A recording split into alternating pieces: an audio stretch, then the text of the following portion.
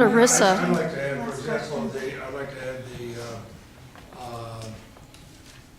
doing away with the antitrust exemption the insurance companies have now. It makes absolutely no sense. They have that, we passed it several times out of the Judiciary Committee, we'll keep on working on it. There's no reason why they should have an antitrust exemption. Nobody else gets that. And that has to be done away with. So they're all different things we have to do, but go back and read the history of what happened when Social Security was passed under the Roosevelt administration.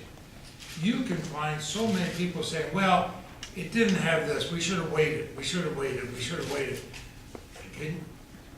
You think there are many people up there screaming, we ought to repeal Social Security today? They passed it, the first recipient was a Vermonter, and from down your area of government. And it has, and we've changed it and improved it as it's gone along. But if we'd held back and said, let us wait for the absolute perfect bill, I'd be long retired before we'd see one. What about ERISA? Many Vermont employers, you are self-insured under this federal ERISA law. I don't remember what it stands for. And I understand that if the state tried to impose a single payer plan and absorb that within it, the state might be subject to litigation and possible federal preemption. How would we handle that?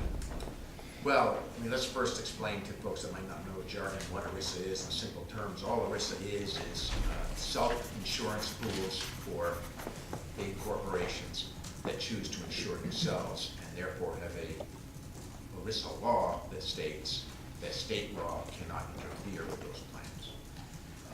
Obviously, we would very much like to have an ERISA exemption. Hawaii is the only state in the country that currently has an ERISA exemption. We figure if it's good enough for Hawaii, it would be great for Vermont. But we do not need an ERISA exemption to succeed, although it would be helpful. Governor, what's your definition of single payer? Is it one that the government administers it, or is there going to be a third party, say maybe a Blue Cross, that will administer this? You know, I'm open to either, whatever frankly saves the most money. For me, this is about not only access, but cost containment. And let's not forget that my challenge as governor is Vermont has among the best access in the country. Our challenge is we can't afford it. This is about dollars. And